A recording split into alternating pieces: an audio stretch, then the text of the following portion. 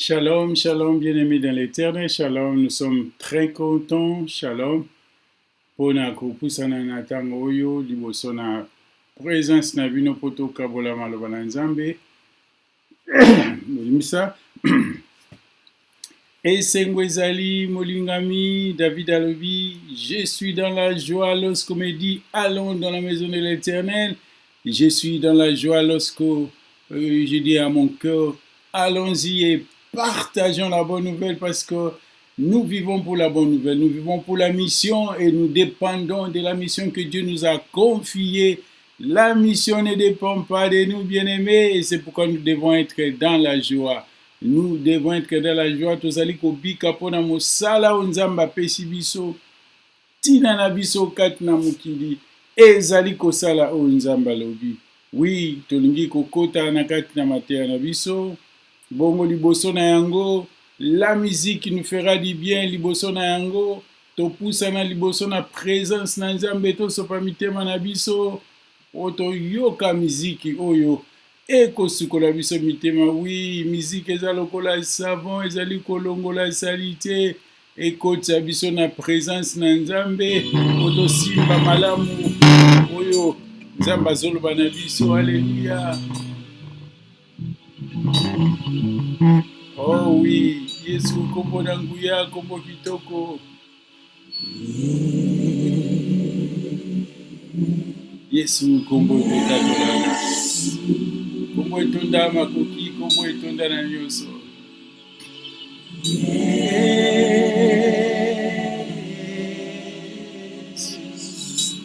Kombo mosusu lokola yo ekouta wa biso kombo na yo te mokonzi. Alléluia. Yango tobelemaka epai na yo Nzambe. Wayebi mitema ya bato, wayebi nyonso ezali yo, ntango oyaka na bomoi omema oyo ezala kozanga.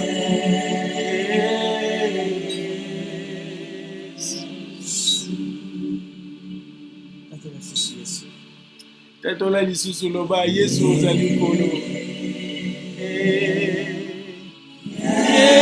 Yesu. Alléluia. Mokonzi toye poto tatola. Tokusali boso pembe na yo yapesaka makoki ezali yo mokonzi. Yo simbaka mitema olobaka oyo ezanga. Alléluia.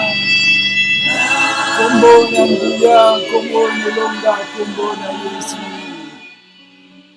Kombo na Yesu. Kombo esukisa kanda ya Satana. Kombo ekangula bawe bazalaka na mpasi. Kombo epesa bomoi na bawe bakufaka. Oh, kombo na Yesu.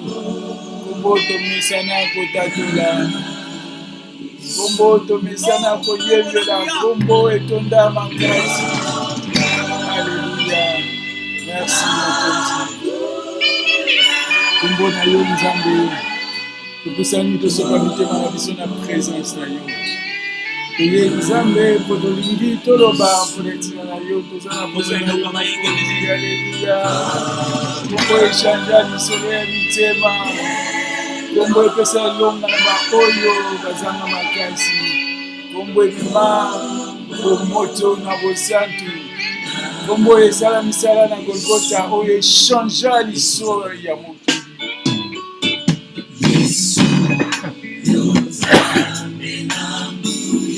Oh Yesu Nzambe atonda makolo. Yesu yokolo nake. Mokonzi mosusu lokola yo akomuta wapi yo Nzambe oyo biso totalelaka. Alléluia. Toye tosopa mitema na biso Nzambe, toye tosopa mitema po toyoka yo mokonzi. Toye tosopa mitema po toyoka maloba na yo. Alléluia.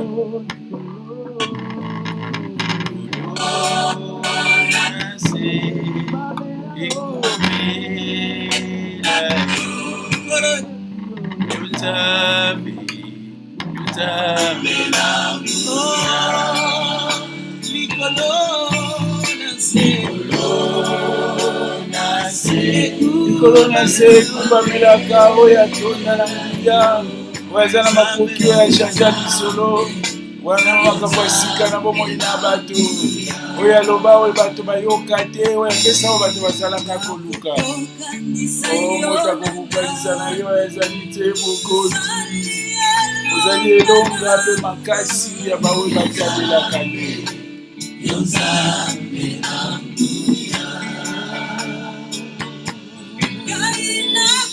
nakokanisa yo na nani ozali bikamwa nanga oyo bikamwa ye baoyo batalelaka mokonzi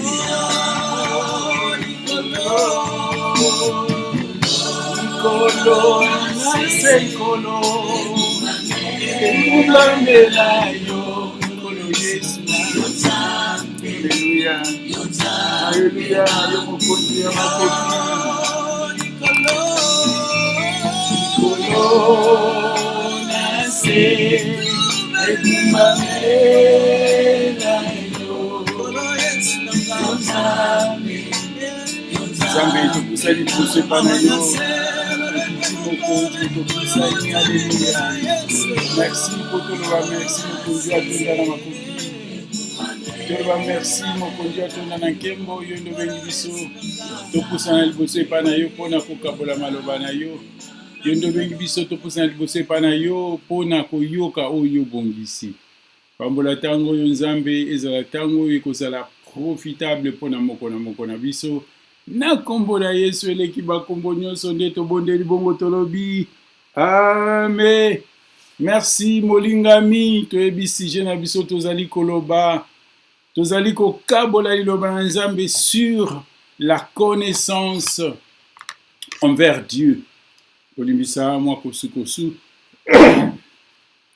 la connaissance envers Dieu ezali sujet na biso thème na biso principal tosi tolobeli yango mwa tango ebele tokomi kokende vers la fin et sikoyo tozolobela sur le fruit de la connaissance. Alléluia. Le fruit de la connaissance yango ezali thème na biso oyo tokokabola lelo mbuma ya moto oyo azali na connaissance. Mbuma ya moto oyo azali kotia elikia na ye moto oyo azali koyeba ete azali redevable. Tolobaki na bino ete connaissance ezali nini ezali koincite mutu à se sentir redevabilité vis-à-vis na Nzambe to à se sentir lokola azali na nyongo. Alors tango nyonso tu tokotanga ni na biso ya liboso na Matthieu 24 et 25 verset 21 à 23 bazali koloba na biso lisolo oyo Yesu abetaki po na bato oyo ba serviteur oyo mokonzi akonfiaki bango musala po na kosala bao balakisaki fidélité na bango na ba oyo bazalaki infidèle. Matthieu 25 21 23 babi na biso boye son maître lui dit c'est bien bon et fidèle serviteur, tu as été fidèle en peu de choses, je te confierai beaucoup, entre dans la joie de ton maître. Et puis, na 22 babi, celui qui avait reçu 2 talents s'approcha aussi et dit, Seigneur, tu m'avais remis 2 talents, voici j'en ai gagné 2 autres. Et son maître lui dit, bien bon, fidèle serviteur, tu as été fidèle en peu de choses et je te confierai beaucoup. Entre donc dans la joie de ton maître. Awa toyebi lisese oyo Bible ezali komonisa biso ndenge nini Yesu azolakisa ba récompense ya kopesa na bato modele bakosala musala ba oyo bakozala fidèle ndenge nini Nzambe akopesa bango kolandama na mosala oyo basali. Alors tant tozoloba ke reconnaissance ezali likambo oyo eza langage ya motema ya moto, c'est-à-dire moto vis-à-vis na Nzambe amoni o Nzambe asaleli atali o Nzambe asaleli a comprendre a sosoli pe amoni ke azala reconnaissant envers Dieu. Alors tant moto a s'engager na chemin wana ya reconnaissance ekopesa ye bambuma ebele na bomoi na ye. Tango moto s'engagé na chemin ya reconnaissance ekobakisela ye makambo ebele. Alors makambo wana nde yango tolingi toyeba. Tokokola tokomi kopusana vers la fin ya clôture ya nani na biso tolobi ndenge wana. Alors redevabilité elingi koloba nini? Ezali sorti ya kozala na dette morale, nyongo moko ya mbongo te, mais nyongo moko ya bolamu basalela yo. Alors moto nyonso toyo azali na nyongo ya bolamu to nyongo ya bolingo oyo Nzambe asaleli ye epesaka mutu wana fidélité. Fidélité ezali nini? Ezali qualité ya moto oyo azali constant, c'est-à-dire makambo na ye azoloba azotosa yango, rendez-vous na ye na caractère na ye azali constante na sentiment na ye, azali constante na affection na ye, azali constante na habitude na ye. Wana ezali qualité oyo babengaka fidèle. Azali constante, azali juste soki alobi likambo ifo asala yango, ata ye moko akati mpo na ye moko ayebi korespecte yango. Wana ezali fidélité. Alors moto nyonso tu oyo azali redevable, oyo azali kose sentir que non, nazali na nyongo ya Nzambe na ndenge ke ya misolo te, mpo na oyo Nzambe asaleli ngai nazali na nyongo na ye. Oyo reconnaître que non, je dois quelque chose à Dieu à cause de ce que Dieu a fait. Akomaka toujours na sens wana, akomaka oyo tolobi que non, okomi fidèle epa na Nzambe.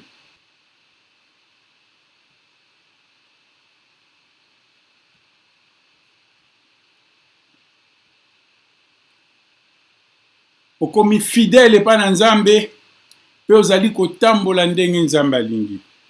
Alors fidélité ekotinda biso na makambo ebele. Fidélité ekotinda biso na nini?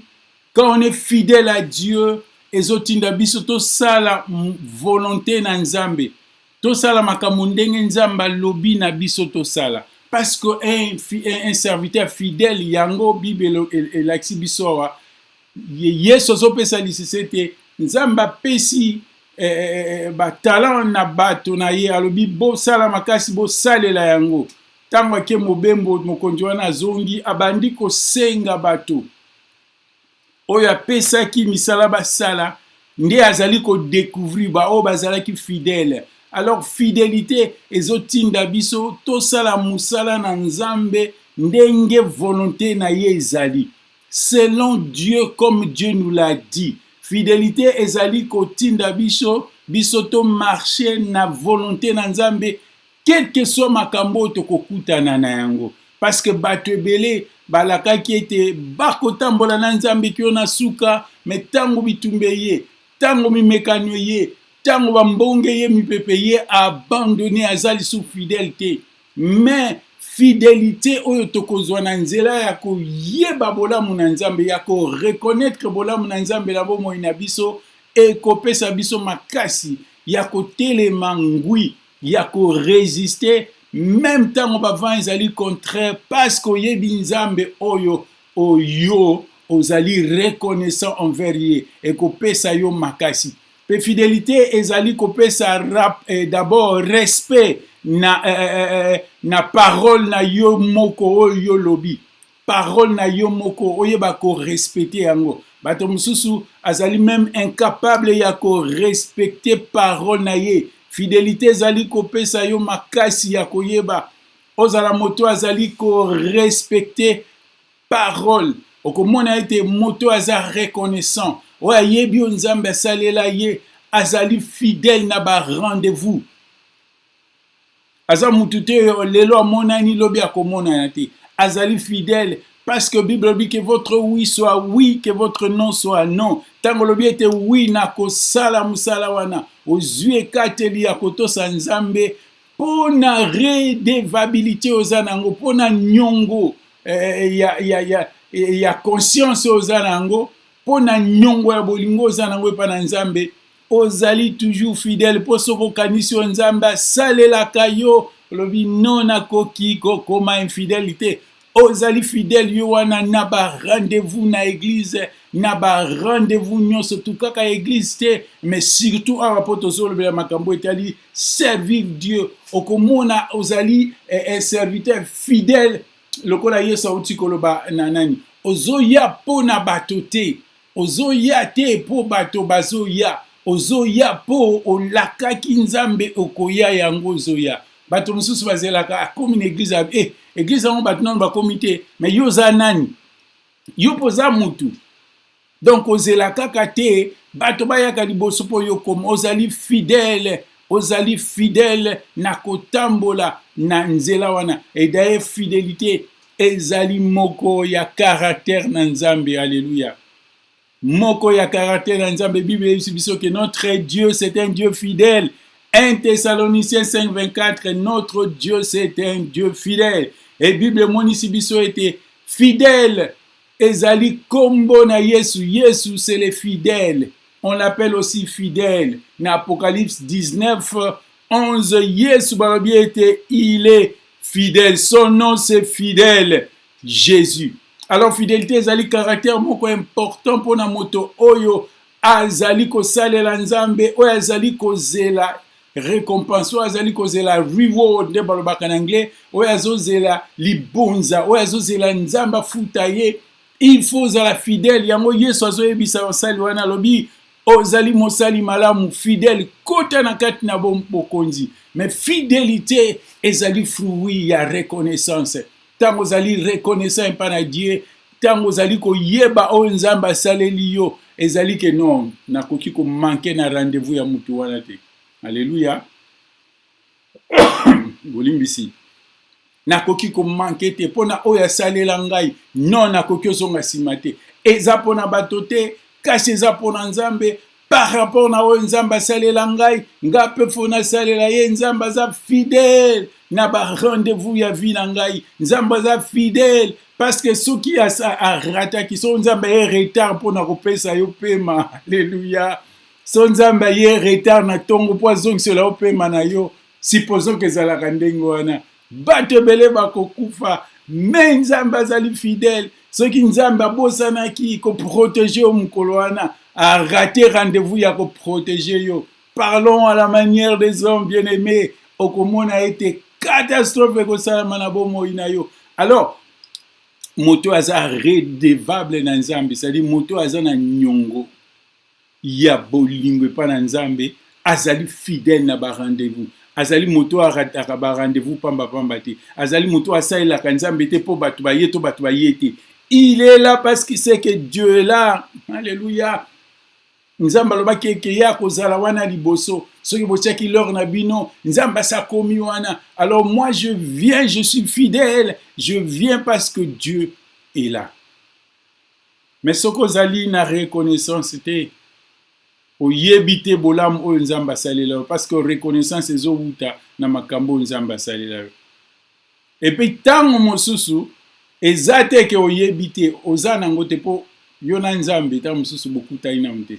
Mais ata mopakano bien-aimé azali komona bolamu na Nzambe mukona mukolo tongo na tongo, Dieu renouvelle bolimbisi bonté na ye pa bato nyonso, peu importe ata o batukaki elobi na tongo asali bonté na ye balamuki bazana nzoto kolongonu. Bien-aimé, la reconnaissance vous donnera la fidélité okokoma fidèle kotambola na nzela na Nzambe.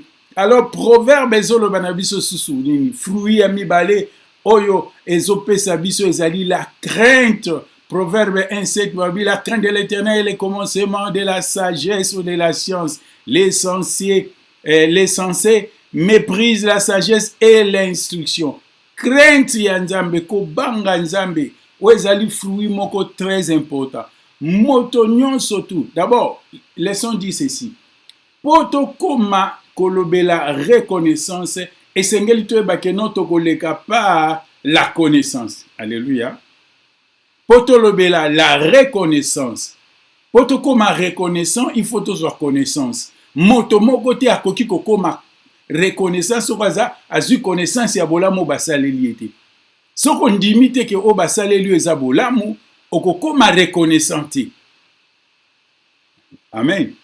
Donc il faut ozala na connaissance ya bolamu na Nzambe, bongo sima wana okoma reconnaissant na bolamu Nzambe asaleli yo. Alléluia. Donc moto yo aza na reconnaissance na Nzambe, aza na connaissance ayebi Nzambe aza nani, et puis lokola ayebi Nzambe aza nani, azotambola na kobanga Nzambe. Oyebi, quand je préparais Matéa oyo, quand je disais que non, kobanga Nzambe, nazalaki komona mingi kobanga Nzambe ya na sensi ya kokima Nzambe kobata mate, mais na sensi ya respect, avoir le respect, koyeba kotosa Nzambe, koyeba Nzambe azana ni ba limite, oyebi que non, ici je peux pas dépasser parce que Nzambe azali, Nzambe atonda makoki. Moto azali redevable na Nzambe, azali moto azana crainte.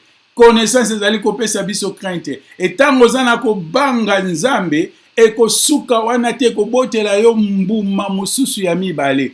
Parce que ozali reconnaissant. O reconnaissance o eyeli yo na nzela ya connaissance o comprendre bolamu Nzambe asalelaki yo yoka likambo. Pourquoi tozali reconnaissant te? Po tozali ko reconnaître te oyo, po tozali na connaissance te ya oyo, to ko reconnaître te o Nzambe asaleli biso, parce que biso miso na biso ezali kotala oyo biso to sengaki Nzambe, Nzambe apesi biso te. Lokola nanu oyo yo sengaki, Nzambe apesi yo yango te, moyo ozala reconnaissant ezate po yo zo mono ndire ozwi nanu te oyo Nzambe apesaki yo. Mais nzokande Nzambe azopesa yo oyo eza important, yo zo senga baposa po kokisa baposa na yo, Nzambe azopesa yo po okokisa ba besoin. Alléluia. Donc c'est très important. Yango moni bato mingi batikali bazali na reconnaissance, c'était pour bazangi connaissance. Alors moto azali na reconnaissance à comprendre reconnaissance à comprendre Nzambe asaleli, aza moto akomi na kobanga Nzambe.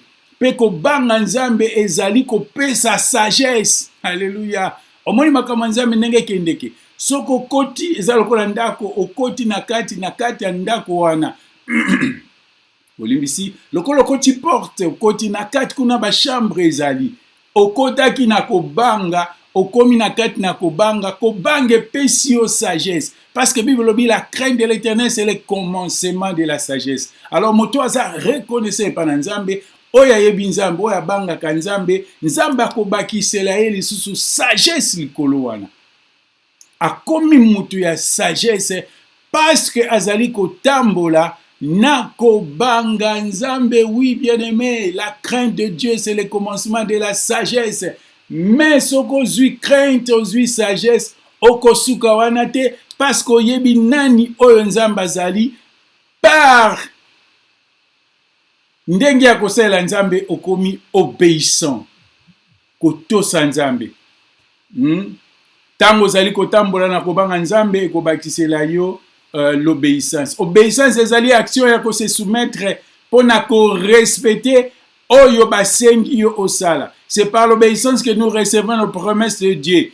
Bien-aimé, notre vie reflète notre choix vis-à-vis des principes de Dieu. Bon mo ina biso zola ki sa choix na biso vis-à-vis na ba principe o Nzambe apesi biso. Soko za mutozo to sa ba principe, bon mo ina yo ko refléter oyo Nzambe alobi. Mais soko za mutozo to sa maloba na Nzambe te ekozala pasi. L'obéissance, c'est de faire ce qu'on te dit ou ce qu'on te demande de faire comme on le demande de le faire.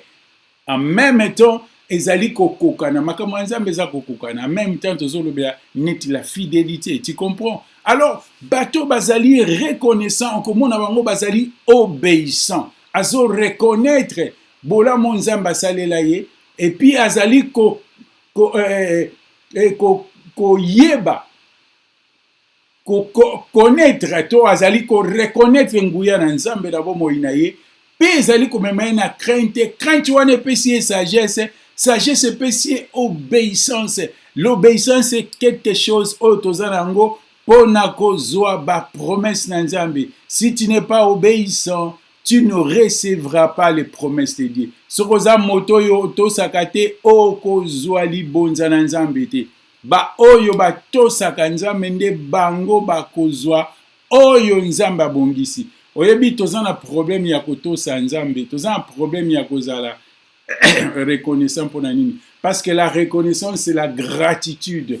Ezali gratitude. Action wana na mutema na yo ya ko reconnaître ete ya solo nzamba selanga bola mobele. Po nzoto na biso ezali na baposa. La Bible nous parle des désirs de la chair. Et na désir de la chair, ils ont un désir moko babengi l'orgueil. L'orgueil c'est un désir de la chair.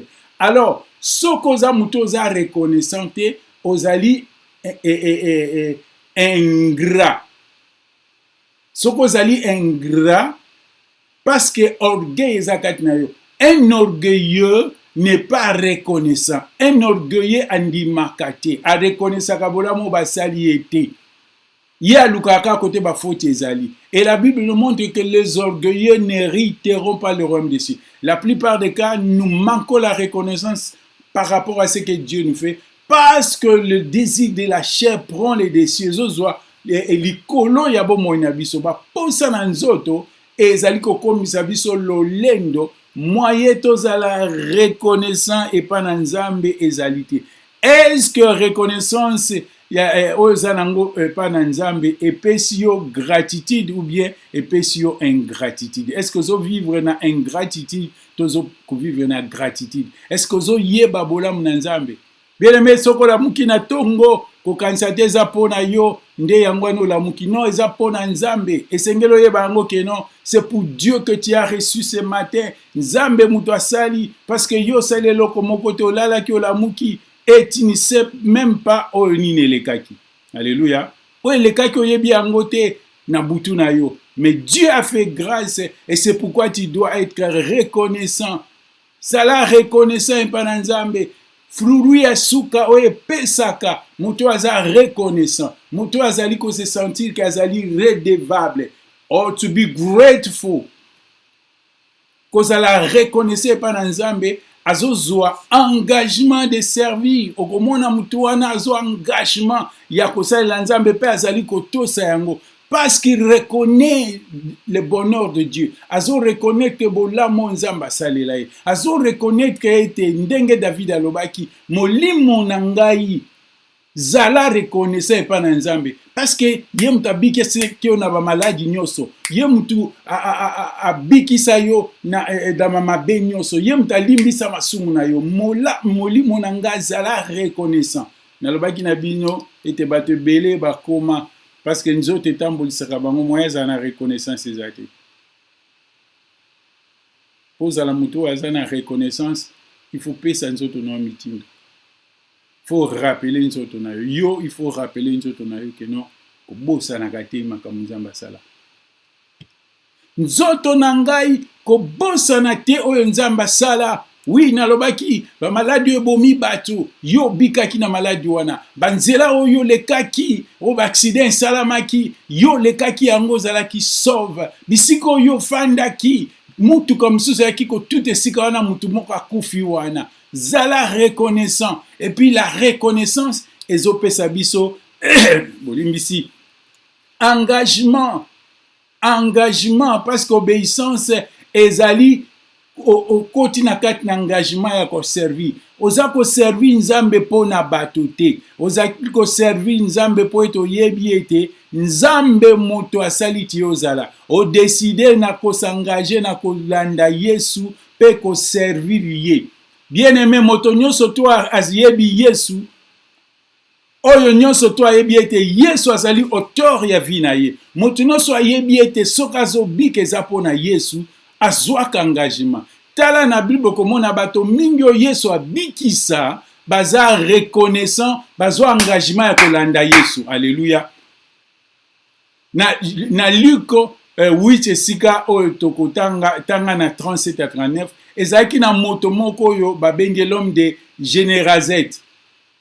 Afandaki na malita, afandaki na cimetière, azalaki habité na ba démon, azalaka toujours nu alataka bilamba te. Mukolo moko Yesu azali koya kuna mutu wana moni Yesu, no fils de David, likamuni ni yo na ngai, tinda ngai pa bangulu, batuni yo kombo nani alobi kombo na ngai légion, c'est-à-dire toza ebele. Yesu apesi mitindo milimo mabe nyonso ebimi ekepa bangulu. Tango mutu wana abiki balati ye bilamba abi Yesu nakotika yo te nakolanda yo. Yesu leo moko pe azalaki na ndenge ya kodécourager bato. Mais kodécourager te azalaki kotinda bato na mosala. Ayebisi mutu wana abitala yo kolandaka nga na place ya kolala te.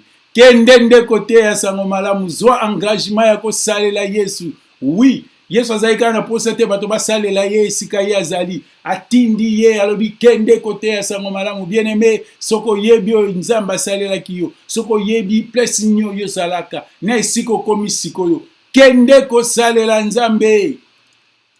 Alléluia. Kende kosalela nzambe. Salela ye. Kende kosalela ye. Petika nzambe amema yo na ba dimension oyo. Nzambe alingi amemela yo. Kende kosalela ye. Engagement. Bato bele balembi na engagement na bango po bazalaki kosala po na bato. Bato bele balembi na engagement na bango po bazotalela bato. Bato bele balembi na engagement na bango po bakanisi te bakosala po bapasteur bamona bango. Bato bele balembi na engagement na bango po église eza musika. Bien aimé, engagement ya kosalela nzambe.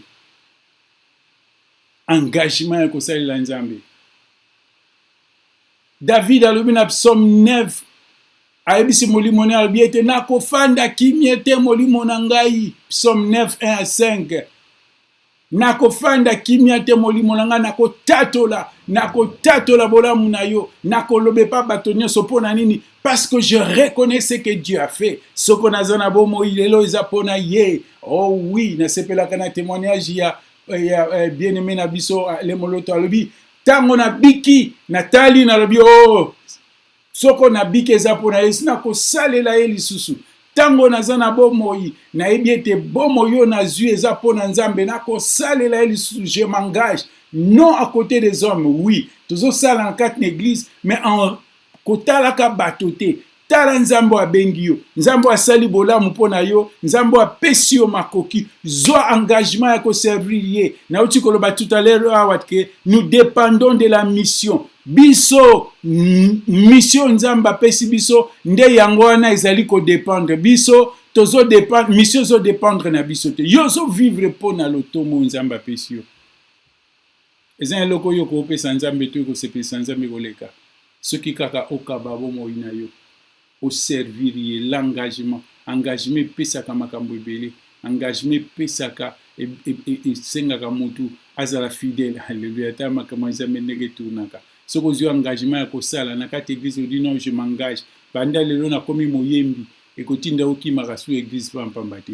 Engagement ememelaka mutu crainte. Oyembaka ozali liboso ya bato. Bato mosusu kobanga o bazala ngo ezaki kobanga nzambe nebe kobanga bato. Mais ekoti na kobanga nzambe ozobanga kotambola mabe po bato bakomona yo po bayebi yo ozalaka choriste. Alléluia. Ozobanga kotambola mabe po bato bayebi yo ozalaka mosali na nzambe. Zwa engagement de servir le Seigneur. Zwa engagement ozozwa ngo pona bato te. David alobi ete nakofanda niete, je parlerai, je dirai le bien-être, le bien, ce que le Seigneur a fait de moi. Je ne veux pas me taire. Je prends l'engagement de dire. Je louerai l'Éternel de tout mon cœur. Je raconterai les bienfaits de Dieu, tes merveilles. Dieu avec la crainte et la fidélité. Bien-aimés, vous en avez besoin d'engagement. Alléluia. Voilà. Et voilà la redevabilité. On y reconnaissance et sikanine memio. Sois reconnaissant. Sala na reconnaissance liboso na nzambe molingami. Reconnaissance ekopesa yo makambo yo zalaki nango te. Reconnaissance ekobakisela yo makambo ebele na vie na yo. Alléluia. Bato ebele nzambe azosalela bango bolamu mais aza reconnaissant te. Parce que ye azotalaka oyo asengaki nzambe na nzambe apesi ye te. Miso na ye ezaka na oyo asengaki nzambe na nazwi te. Mais ebele oyo nzambe apesi ye oyo asengaki te azomona yango te.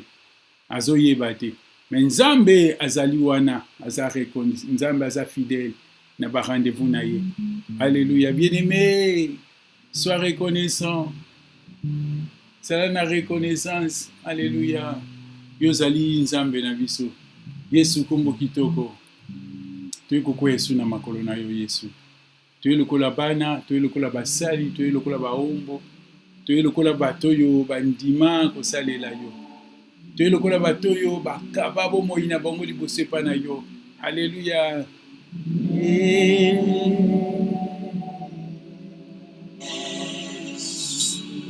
Oh Yesu kombo kitoko kombo nelonga.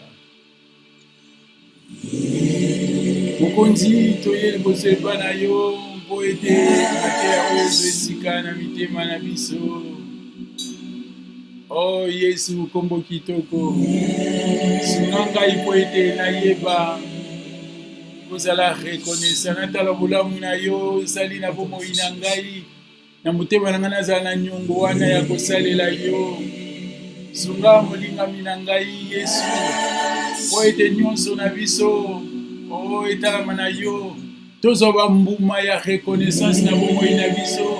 Tozala bato bazali koservi yo na fidélité, tozala bato bazali koservi yo na crainte, tozala na sagesse pe na obéissance. Oh oui, kombo kitoko,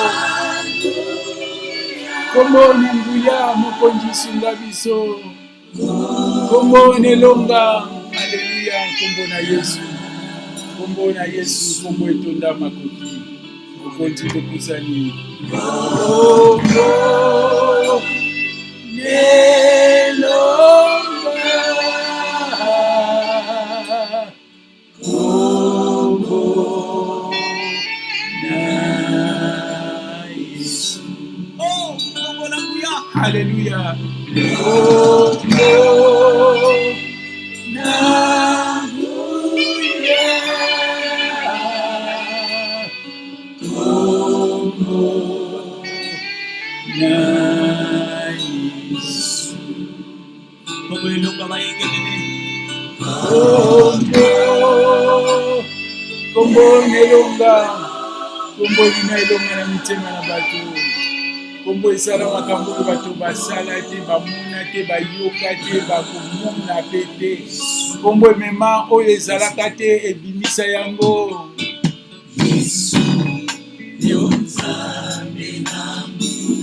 Alléluia. Merci mon Dieu à tout le monde qui a tout dans la tête. Merci mon Dieu à l'obaka oyo bato balobati. Merci pour toi yakana bomoyo memaka nyonso. Nani aza lokola yo mokonzi? Lisi balamai na bomoi. Oh nani aza lokola yo mokonzi? Nzambe atonda makoki. Bambola liloba oyo moko na moko a bénéficier na liloba oyo ezo esika na mitema na biso. Bambola liloba oyo ezo esika mokonzi oyo zali nzambe atonda makoki. Mokonzi oyo asalaka misala oyo bato basala te. Alléluia. Merci mokonzi na bomoi. Merci mpona pokwa oyo. Pambola moko na moko akolanda. Mate ya oyo emimaki mpe sengo na mitema. Na kombo na Yesu tobondeli bongo tolobi. Amen.